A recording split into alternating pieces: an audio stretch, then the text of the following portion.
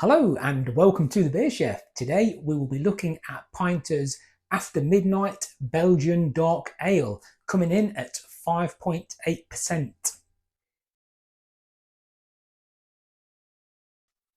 My choice of water for this one will be the Avant Still Spring Water, which is ideal for dark ales and stouts. For the method, it will be business as usual. I will heat up a saucepan with my water, add the Pinter fresh press, dissolve it all very thoroughly, and then cool it down to 20 degrees C in a sink of cold water, ready for pitching. Transfer it to the Pinter, give it a good old shake to agitate it and give it the oxygenation that it requires for pitching the yeast. And then I will go ahead and pitch the yeast and flip it over for fermentation. For this Belgian Dark Ale, Pinter recommend 10 days fermentation and 7 days conditioning. I will be adding an extra 2 days to both of them, going for 12 days fermentation and 9 days conditioning. So here we have it. The brewing process is now complete. This brew has been through its fermentation process. It has been through conditioning. It is sitting in the fridge ready for me to pour a glass and give it the verdict.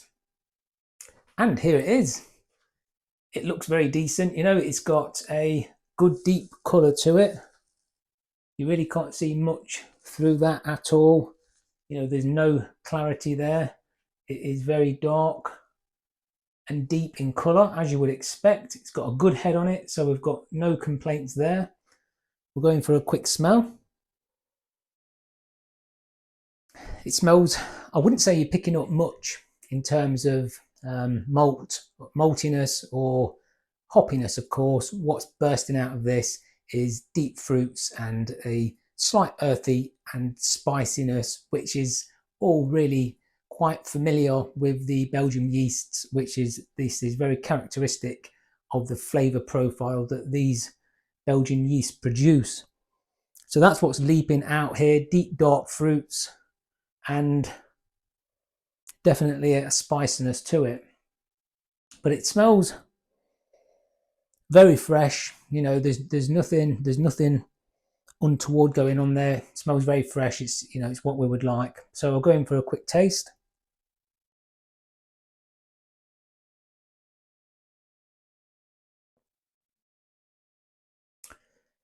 It tastes, I mean, the deep fruitiness of it, you know, it's very powerful. That's what you get in here. To be honest, it smells like it tastes. You know, it tastes like it smells. The reverse is true for both of them. It smells deep, fruity, and spicy, and that's exactly what it tastes like as well. You know, so that's exactly what you're getting. I would say that the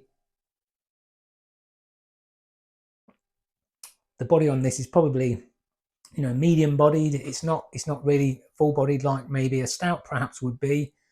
And the finish on this is really predominantly a lingering aftertaste of, you know, the deep fruit, which is not unpleasant. You know, it's a pleasant finish.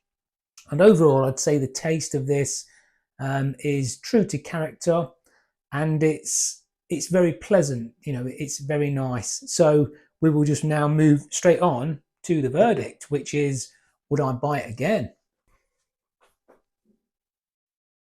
It gets the red thumbs down, I'm afraid, but that's just me personally. You know, you guys no doubt know by now that I don't like these real dark fruit, spicy beers styles. To be honest, they're not my favourite. What I would say is I think Pinter have done a very good job of this. You know, it is what it's meant to be, and I'm glad I tried it. I am glad I bought it, and I will enjoy drinking it sufficiently well that I'll get through it no problem. But it would really be a speciality treat for me. I don't think I'd buy it again myself personally, but that's not to say that I wouldn't recommend it. If you guys like this beer style, you know, the Belgian Dark Ale, deep fruits, spicer. I think you'll love it. I think it's a good beer. So at the right price, I would recommend, you know, that you try one. There's no doubt about that.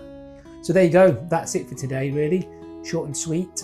Thanks for watching. I hope you enjoyed it, and I will catch you on the next one. Cheers.